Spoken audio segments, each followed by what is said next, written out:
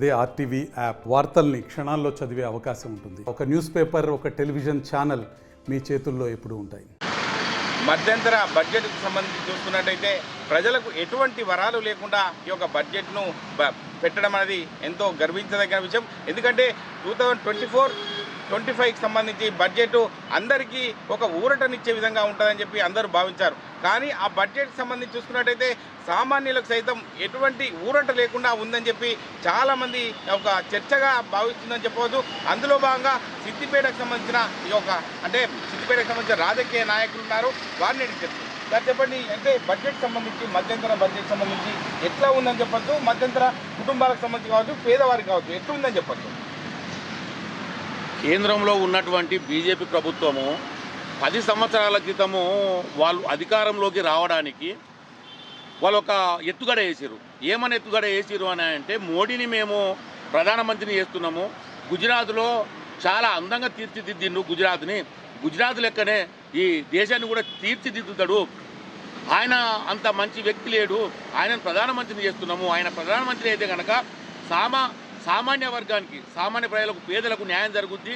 ఇవాళ దేశంలో ఉన్నటువంటి కుబేరులు ఎవరైతే ఉన్నారో, మరి ఉన్నత వర్గాలు ఏవైతే ఉన్నాయో వాళ్ళ దగ్గర ఉన్నటువంటి నల్లధనం ఏదైతే ఉందో అది వాళ్ళ దగ్గర మూలుగుతూ ఉంది. నల్లధనాన్ని స్విచ్ బ్యాంకులలో వాళ్ళ ఇళ్లలో దాచిపెట్టుకొని ఉన్నారు.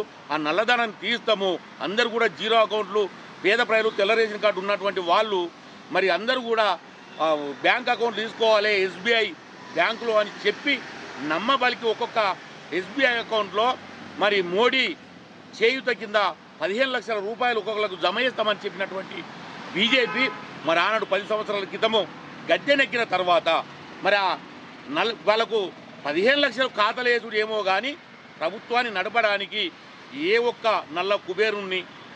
ఒక్క కుబేరుని దగ్గర పోయి కూడా ఒక్క రూపాయి నల్ల డబ్బు, నల్లధనాన్ని తీసుకొచ్చినటువంటి దాఖలాలు ఎక్కడా కూడా కనపడలేదు.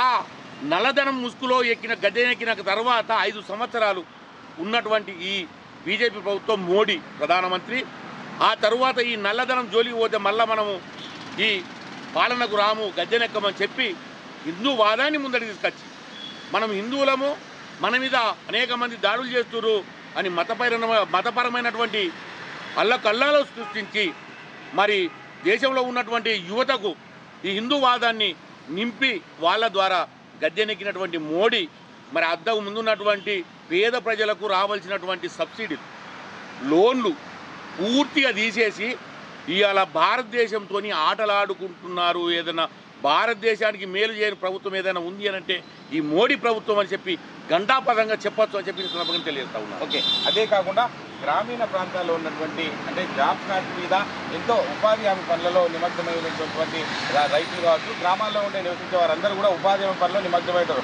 ఆ ఉపాధి హామీకి సంబంధించి కూడా ఒక మొండిచేయిగా ఉన్నదని చెప్పవచ్చు. ఆ విషయంలో మీరు ఏమంటారు? ఇప్పుడు నిజంగా కూడా మోడీ పేద ప్రజలకు న్యాయం చేయాలి, పేద ప్రజల్ని అభివృద్ధి పథంలో నడపాలి అని అనుకున్నప్పుడు పేద ప్రజల గురించి ఆలోచించాలి. మధ్యంతరంగా ఒక బడ్జెట్ తీసుకొచ్చిండు కేంద్రంలో. ఆ బడ్జెట్ ఏదైతే ప్రవేశపెట్టినటువంటి బడ్జెట్లో ఏదైతే ఫ్యాక్టరీలు కావచ్చు, పెద్ద పెద్ద సంస్థలు ఏవైనా వాళ్ళు నెలకొల్పుకున్నట్టయితే వాళ్లకు సబ్సిడీ కింద డబ్బులు ఇస్తామని చెప్తా ఉన్నారు.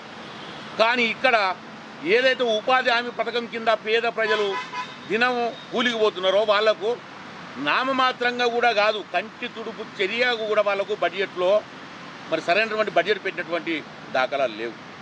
కేవలం కార్పొరేట్ సంస్థలు కొమ్ముగాచే విధంగా, కార్పొరేట్ వ్యవస్థలకు లాభం జరిగే విధంగా నిన్న ఏదైతే వాళ్ళు మధ్యంతరంగా ప్రవేశపెట్టినటువంటి బడ్జెట్ ఉందో వాళ్ళకు లాభం చేకూరుతుంది. కానీ ఇక్కడ పేద ప్రజలకు ఏ విధంగా కూడా లాభం చేకూరే పరిస్థితి లేదు. ఇంకోటి ఏంటంటే 10 సంవత్సరాల 250 మిలియన్ల పేద ప్రజల్ని ఉన్నత స్థాయికి తీసుకొచ్చినాము, మేము వాళ్ళని అభివృద్ధి పరిచినామని చెప్తున్నారు. ఒక్క పేదవాడిని మేము అభివృద్ధి పదం పరిచినామని చెప్పి ఒక్క పేదవాడిని చూపించమనండి, ముక్కు నేల కలిసి రాస్తా. నిజంగా ఇవాళ ఆనాడు ఏమనుకున్న ప్రజలు, మోడీ బీసీ వర్గము కాబట్టి అట్టడుగు వర్గాలు లాభ పొందుతాయని అనుకున్నారు. కానీ ఇవాళ బీసీ వర్గానికి చెందినటువంటి ప్రధానమంత్రి మోడీ ఉన్నత వర్గాలకు కొమ్ము కాస్తుడు తప్పితే, కార్పొరేట్ వ్యవస్థకు కొమ్ము కాస్తుడు తప్పితే పేద ప్రజలకు చేసినటువంటి మేలు ఎక్కడ ఉందని చెప్పి నేను ఈరోజు ప్రశ్నిస్తూ ఉన్నాను వాళ్ళని. ఓకే, అదే కాకుండా విద్యా వైద్య విషయంలో చూసినట్టయితే దానికి కూడా పెద్ద వేస్తారని చెప్పి ఎంతో ఊహించుకున్నారు. కానీ అందులో కూడా ఒక సందిగ్ధత ఏర్పడిందని చెప్పొచ్చు. ఆ విషయంలో మీరు ఏమంటారు? ఇప్పుడున్నటువంటి కేంద్రంలో ఉన్నటువంటి బీజేపీ ప్రభుత్వానికి కానీ మోడీ గారికి కానీ అట్టడుగు వర్గాలకు సంబంధించినటువంటి విద్య కావచ్చు, వైద్యం కావచ్చు, వాళ్ళ మీద ఉన్నటువంటి ప్రేమ ఏమీ లేదు. పేద ప్రజలను ముంచడానికే కంకణం కట్టుకున్నారు తప్పితే వీళ్ళు నిజంగా పేద ప్రజలకు వాళ్ళు మేలు చేయాలనుకుంటే ఇలా విద్యా వైద్యానికి వాళ్ళు డబ్బులు కేటాయించేది కదా. మరి ఆనాటి నుంచి ఇలా మేము మా మోడీ ఆవాస్ అని అదని ఇదని ఏదో ఏదో ఏదో ప్రగల్భాలు పలుకుతూ జీరో అకౌంట్ తీయించారు తప్పితే ఏ ఒక్కరికన్నా మరి చేయుతనిచ్చిర్రు, మరి ఏ ఒక్కరికైనా ఫ్రీగా వైద్యం జరిగింది. గతంలో కూడా ఈ ఉపాధి హామీ పథకంలో పనిపోయేటువంటి వాళ్ళకు కార్డులు ఇచ్చారు. ఏది 5 లక్షల వరకు 10 లక్షల వరకు ఏది ట్రీట్మెంటు వైద్యము ఫ్రీగా చేస్తారు అని చెప్పి. మరి ఇప్పటి వరకు కూడా ఫ్రీ వైద్యం ఎక్కడన్నా జరిగిందా? మరి ఎక్కడన్నా చేసిర్రా? ఎవరికన్నా మరి ఆదుకున్నారా? ఎక్కడ కూడా లేదు. రాష్ట్రాలు ఏమన్నా అంటే రాష్ట్రాల మీద వాడాలి, రాష్ట్రాలు ఉన్నటువంటి వాళ్ళు రాష్ట్రాలు అప్పులు చేస్తున్నారు. మరి నువ్వు మిగులు పడితే చేసినటువంటి అభివృద్ధి ఏది? మరి ఏ పేద ప్రజల్ని నువ్వు ఆదుకున్నావు అని చెప్పి నేను ఈ సందర్భం వాళ్ళని ప్రశ్నిస్తున్నా. ఓకే, అంటే రాష్ట్రాలు చిన్న రాష్ట్రాలకు సంబంధించి అప్పుల్లో కూర్చుపోతున్నాయి. రాష్ట్రాలు ఒక మొండి వైఖరి మార్చుకోవాలి, అప్పులు చేయద్దంటారు. మరి మిగులు బడ్జెట్కి సంబంధించి మరి రాష్ట్రాలకు వీళ్ళు ఎట్లా పూర్తిగా ఉండబోతున్నారని చెప్పచ్చు ఈ బడ్జెట్ని చూసుకున్నట్టయితే? ఇప్పుడు కేంద్రంలో ఉన్నటువంటి కేంద్ర ప్రభుత్వం ఏదైతే ఉందో, కేంద్ర ప్రభుత్వం కనుక రాష్ట్రాలకు రావాల్సినటువంటి బడ్జెట్ ఏదైతే ఉందో, వాళ్ళకి ఇవ్వాల్సినటువంటి బడ్జెట్ ఏదైతే ఉందో వాళ్ళకి ఇచ్చినట్లయితే ఇలా రాష్ట్రాలు ఎందుకు అప్పుల వైపు పోతాయి? ఎందుకు అప్పులు తీసుకురావాలని చూస్తాయి? చిన్న రాష్ట్రాలకు ఇప్పుడు రాష్ట్రాలకు వీళ్ళు ఎలాంటి డబ్బు ఇవ్వడం లేదు, ఎలాంటి నిధులు కేటాయించలేరు కాబట్టి వాళ్ళు అప్పులు పోవాల్సినటువంటి పరిస్థితి ఏర్పడుతుంది. ఇవాళ వాళ్ళు అప్పులు తీసుకురావాల్సినటువంటి పరిస్థితి ఏర్పడుతుంది. మీరు అక్కడ పేద ప్రజలకు చేయుతనియ్యరు, రాష్ట్రాలకు చేయుతనియ్యరు. ఏమున్నా కూడా అమిత్ షా బలపడాలి, అమిత్ షాకు సంబంధించినటువంటి కార్పొరేట్ వ్యవస్థలు బలపడాలి. ఆదాని, అంబానీలు, మాల్యాలు వీళ్లకు వేల కోట్ల డబ్బుని వాళ్ళకు రుణమాఫీ చేయాలి, వాళ్ళని ఆదుకోవాలి. కానీ పేదవాడు ఏమన్నా ఇప్పుడు క్రాప్ లోన్ తీసుకుంటారు, క్రాప్ లోన్ తీసుకొని కట్టలేనటువంటి పరిస్థితి ఉంటే వాని బాయికడికి పోయి మోటార్ గురించి కత్తురు, ఇంటికి పోయి దర్వాలు విక్కత్తురు, కిటికీలు విక్కత్తురు, అన్ని విక్కచ్చి వాని కొంప కొల్లేరు చేస్తూ ఉన్నారు. మరి ఇవాళ మరి మాల్యా ఎగబెట్టిపోయినటువంటి మాల్యాని ఏం చెప్తారే?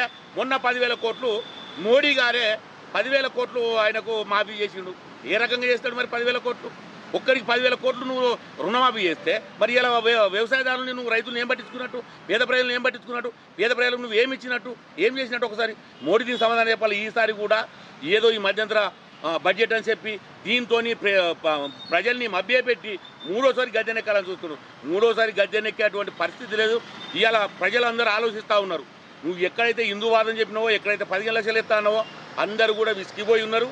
కొత్తోడు ఎవరైనా నీకు ఓటేసి చేస్తాడు కావచ్చు, కానీ నీకు ఇంతకుముందు చేసినటువంటి వాళ్ళు నీకు 200 చిల్లర ఏవైతే సీట్లు వచ్చినాయో ఈసారి నీకు 100 సీట్లు కూడా బీజేపీకి రావు అని చెప్పి ఘంటాపదంగా నేను చెప్తా ఉన్నాను. ఓకే, చివరిగా దేశంలో జనాభా ప్రాతిపదికన ఆదాయ పన్నుకు సంబంధించి తీసుకుంటే ఒక పేద మధ్యతరగతికి సంబంధించిన వారే ఈ యొక్క ఆదాయ పన్ను కట్టడం జరుగుతుంది. సంపన్నులు మాత్రం ఒక 10% 20% ఉంటుంది. వీరికి ఇటువంటి ఒక కార్యక్రమాలకు సంబంధించి ఒక అంటే వృద్ధి దశకు తీసుకుపోవాల్సిన కేంద్ర ప్రభుత్వం మరి ఇప్పుడు ఇది మిగులు బడ్జెట్ లేదు అని చెప్పి ఇది ఒక నడ్డి విరుస్తుందని చెప్పుకోవచ్చు. చివరగా మీరు ఏం చెప్తారు? చివరగా బడ్జెట్ లేదు, బడ్జెట్ వస్తలేదు అని చెప్పడం మాత్రం ఇది కరెక్ట్ కాదు. ఏ ప్రభుత్వానికైనా కూడా బడ్జెట్ వస్తుంది. మరి గతంలో ప్రభుత్వాలు ఉన్నాయి, గతంలో ఉన్నటువంటి ప్రభుత్వాలు ఇప్పుడన్నా అభివృద్ధి చెందుతున్నాము, అభివృద్ధిలో ఉంది మన దేశము అని చెప్తున్నటువంటి దానిలో మరి గతంలో అభివృద్ధి లేదు కదా. అభివృద్ధిలో లేనప్పుడు పేద ప్రజలకు కానీ రైతులకు కానీ సబ్సిడీ కింద పరికరాలు ఎత్తిచ్చారు, సబ్సిడీ కింద ట్రాక్టర్లు ఇచ్చారు, సబ్సిడీ కింద బర్రనిచ్చారు, గొర్రెనిచ్చారు, ఎడ్లనిచ్చారు, నాగళ్ళు ఇచ్చారు, ప్రతి ఒక్కటి అందించారు. పేద ప్రజలకు కూడా ఎవరన్నా చదువుకొని 10వ తరగతి చదువుకొని ఉన్నటువంటి వాళ్ళు పేద ప్రజలు కావచ్చు, ఇంకెవరైనా కావచ్చు, వాళ్ళు బ్యాంకుకు పోయి నేరుగా 50,000 లక్షలు అప్పు తీసుకొని దాని ద్వారా చిన్నగా వ్యాపారాలు పెట్టుకొని మరి అప్పుడు వాళ్ళు వ్యాపారం ద్వారా వాళ్ళ ఇంటిని పోషించుకున్నారు, వాళ్ళు ఆ యొక్క అప్పులు కట్టుకున్నారు. మరి అప్పుడు ఎట్లా వాళ్లకు ఇవ్వడానికి పైసలు వచ్చినాయి? అభివృద్ధి నడుస్తున్నటువంటి ఈ తరములో మరి వీళ్ళకి ఇవ్వడానికి ఎందుకు డబ్బులు వస్తలేవు?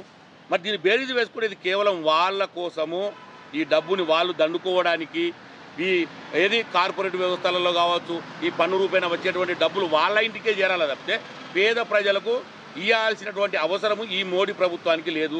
ఆ మోడీ గారు ఏ ఒక్క నిరుపేదకు పథకాన్ని అందియడు, పైసలు ఇయ్యడు, గవర్నమెంట్ నుంచి ఏది కూడా అందది. మూడోసారి గద్దెనెక్కితే కనుక అదో గతి పాలవుతుంది. భారతదేశం మొత్తం అప్పులలో కూరుకుపోవడం కాదు, ఎందుకంటే వాళ్ళు ఇల్లు నిండితే కాబట్టి మనల్ని మోసం చేసి మనల్ని పీడించి మన రక్తం దాగి వాళ్ళు బతుకుతారు తప్పితే వాళ్ళు మనకు పెట్టేది ఏం లేదు.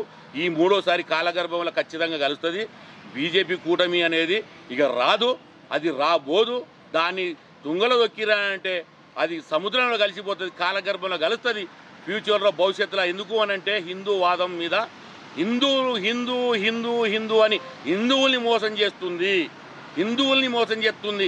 ఇవాళ అందులో ఉన్నటువంటి బీజేపీలో ఉన్నటువంటి ఎంపీలను ముందడి రమ్మను.